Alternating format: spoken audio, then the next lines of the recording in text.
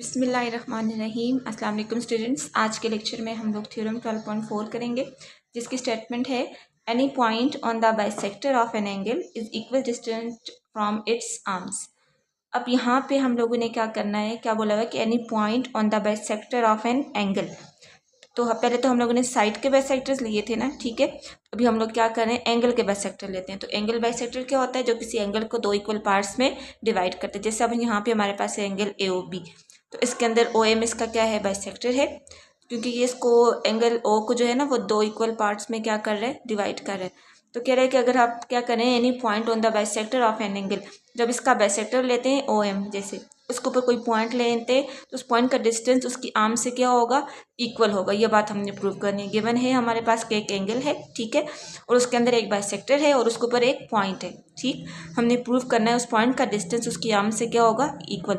अब आर्म्स क्या होती हैं, आर्म जो एंगल की वो रेज होती हैं, जैसे ओ ए और ओ बी, ये दो रेज जो हैं ना, ये एक कॉमन पॉइंट पे आके मीट कर रही हैं वो पॉइंट पे, तो इनको हम लोग क्या बोलते हैं, आपके पास ये क्या है, इसकी एंगल की आर्म्स हैं, ओ ए और ओ बी। और आर्म्स के ऊपर हम लोगों ने वो पॉइंट ले लेने हैं कि जिनका डिस्टेंस हम लोग उनकी आर्म्स तक लेंगे, ठीक है। यानी ओ ए ये पूरी आर्म है ना, इसको हम कोई भी पॉइंट लेके उस पी का डिस्टेंस उस पॉइंट तक इक्वल प्रूव करेंगे, ठीक है। यानी कि अगर उस ओ ए आर्म पे हम कोई पॉइंट लेते हैं या ओ बी आर्म पे कोई हम पॉइंट लेते हैं, तो उस पॉइंट का ये जो बाइसेक्टर वाला पॉइंट है ना, इसका डिस्टेंस उन पॉइंट से क्या होना चाहिए, इक्वल होना चाहिए। तो इस थ्योरम के अंदर हम लोग ये चीज़ प्रूव करेंगे।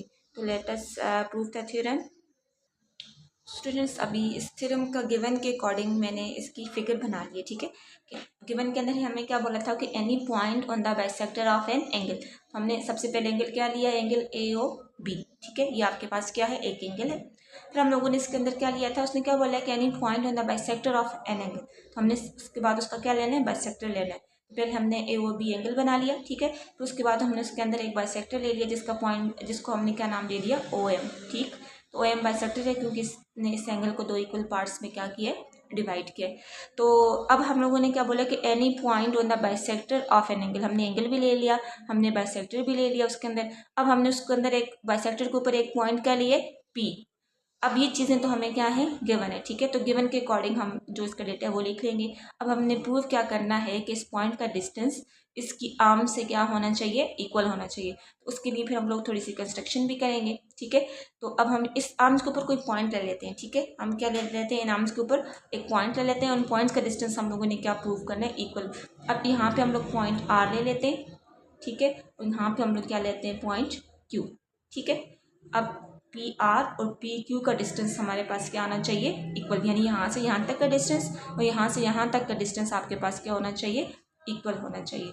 तो अब हम इसका गिवन वाली सारी कंडीशन जो है वो हम रिटर्न में लिखते हैं। तो स्टूडेंट्स, अभी हम गिवन वाली कंडीशन भी लिख चुके हैं कि गिवन के अंदर हमने क्या बोला था कि O M is the bisector of angle A O B and P is any point on O M. तो जो बातें आप लोग फिगर के अंदर लिखते हैं ना, फिगर के अंदर ड्रा करते हैं, वही चीज़ें आप लोगों ने गिवन के अंदर और प्रूफ के अंदर लिखनी है। लेकिन एक सीक्वेंस में लिखना होता है कि जो चीज़ें गिवन के अंदर होती हैं वो गिवन के उसके अंदर लिखते हैं, और जो प्रूफ होता है वो प्रूफ के। अब प्रूफ के अंदर मैंने आपको क्या बोला था कि हम लोगों ने ये प्रूफ करना है कि पी से आर तक और पी से क्यू तक का डिस्टेंस क्या होना चाहिए, इक्वल होना चाहिए। तो वो हमने लिखा कि P is equal distance from the arms of angle O B. यानी एंगल ओ बी के जो आर्म्स है ना, उनसे उसका डिस्टेंस क्या होना चाहिए, इक्वल। अब देखो आर्म्स तो यहाँ से ओ ए और ओ बी, तो इस पॉइंट P से मतलब कोई भी हम पॉइंट लेंगे, यहाँ से यहाँ तक का डिस्टेंस, यहाँ से यहाँ से कोई भी पॉइंट लेंगे तो उसका डिस्टेंस उसके आर्म से क्या होना चाहिए, इक्वल होना चाहिए। तो हम लोगों ने एक पॉइंट R और Q ले लिए थे, तो हम लोगों ने प्रूव करना है कि पी आर और पी क्यू का डिस्टेंस क्या होना चाहिए, इक्वल होना चाहिए। तो अब हम यहाँ पे कंस्ट्रक्शन करेंगे। कंस्ट्रक्शन के अंदर हम लोग क्या करते हैं कि हम लोग क्या करेंगे, इसके अंदर जो है वो पी एक परपेंडिकुलर ड्रा करेंगे, ठीक है। क्या करेंगे, पर अब यहाँ पे अगर हम इसको यहाँ तक ज्वाइन करते हैं ना, तो ये जो पी आर है वो परपेंडिकुलर हो जाएगा कौन सी साइड पे, ओ ए के ऊपर। और अगर हम यहाँ से यहाँ ज्वाइन करते हैं तो आपके पास पी क्यू जो है वो परपेंडिकुलर हो जाएगा किसके ऊपर, ओ बी के ऊपर। तो ये चीज़ें हम लोग फिर कंस्ट्रक्शन के अंदर देखेंगे भी।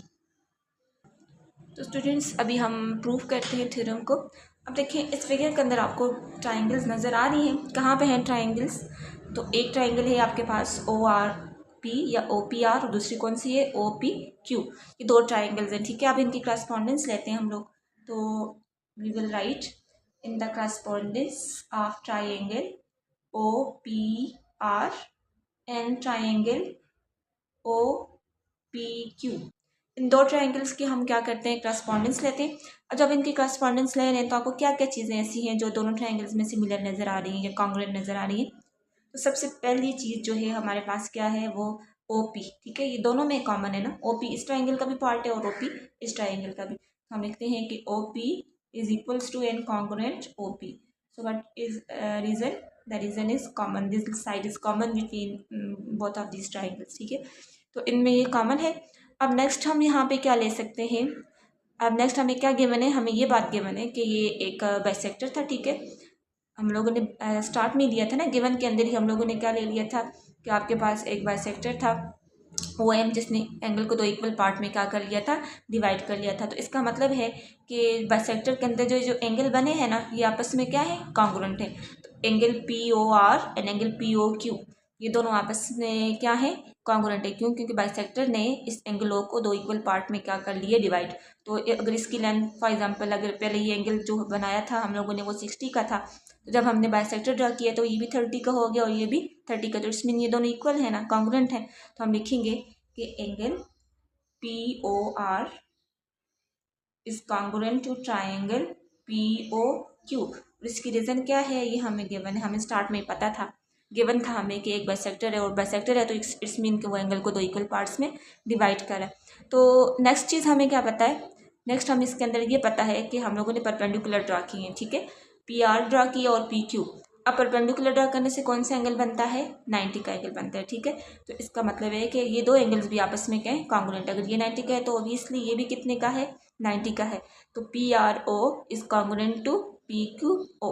तो ये दो एंगल्स भी आपस में क्या है, कॉन्ग्रुएंट। तो हम लिखेंगे angle PRO is congruent to angle PQO, ठीक है। अब इसकी क्या रीज़न है, ये पॉइंट हमने कहाँ से लिया, हम लोगों ने कंस्ट्रक्शन से लिया। कंस्ट्रक्शन से हमें यहाँ से क्या मिला है, राइट एंगल। अब ट्राइंगल के अंदर कोई भी तीन जो चीज़ें हैं वो अगर कॉन्ग्रुएंट आ जाती हैं, तीन पोस्टुलेट कॉन्ग्रुएंट आ जाते हैं, तो हम लोग क्या लिखते हैं कि ट्राइंगल्स क्या हैं, कॉन्ग्रुएंट है। अब ये ट्राइंगल जो है वो कौन से पोस्टुलेट के थ्रू जो होंगी वो कॉन्ग्रुएंट होंगी, ठीक है। बताएं मुझे कौन सा यहाँ पे पोस्टुलेट चूज होगा। यहाँ पे हमने क्या, कौन से एंगल्स लिए, हमने लिया है एक एंगल ये वाला लिए, ठीक है। फिर हम लोगों ने ये वाला लिया और फिर हम लोगों ने क्या लिया, ये वाली साइड। तो फिर कौन सा पोस्टुलेट यूज होगा, एंगल साइड। तो एंगल साइड पोस्टुलेट के थ्रू ये ट्राइंगल्स आपस में क्या होंगे, congruent. Triangle OPR is congruent to triangle OPQ। अब ये दोनों ट्राइंगल्स कॉन्ग्रुएंट है कौन से पोस्टुलेट के through, angle side is congruent to angle side. अब ये अगर ट्राइंगल कॉन्ग्रुएंट हैं तो इसकी सारी साइड, सारे एंगल जो हैं वो क्या हो जाएंगी, कॉन्ग्रुएंट हो जाएंगी। तो फिर हम लोग क्या लिख सकते हैं कि PR जो है वो PQ से क्या PR और PQ भी आपस में क्या हो जाएंगे, कॉन्ग्रुएंट हो जाएंगे। PR is congruent to PQ। इसकी रीज़न आपके पास क्या होगी कि corresponding sides of congruent triangles क्या होगी, corresponding sides of congruent triangles. यानी कि अगर ट्राइंगल कॉन्ग्रुएंट हैं तो उनके सारे करस्पॉन्डिंग पार्ट्स जो होते हैं ना, सारी साइड, सारे एंगल्स जो हैं वो क्या है, कॉन्ग्रुएंट हैं। तो अगर ये इसका मतलब है कि PR और PQ का डिस्टेंस आपस में क्या है, इक्वल है। तो इस थ्योरम के अंदर हम लोगों ने यही चीज़ प्रूव करनी थी कि आपके पास जो है कि बाइसेक्टर के ऊपर अगर हम कोई पॉइंट लेते हैं तो उसका डिस्टेंस उसकी आर्म से क्या होना चाहिए, इक्वल होना चाहिए। तो इसको हम ये भी लिखेंगे कि that is P is equal distant from OA and OB the arms of angle OAB। यानी कि इसकी जो आर्म्स है ना, ठीक है, इसकी आर्म जो है OA और OB, ठीक है, OA और OB, P का डिस्टेंस है नाम से क्या है, इक्वल है। तो स्टूडेंट्स ये आज का थ्योरम 12.4 जो है वो प्रूव हो चुका है। नेक्स्ट लेक्चर में हम इस थ्योरम से रिलेटेड SLO's बेस्ट क्वेश्चन करेंगे। ओके, अल्लाह हाफिज़।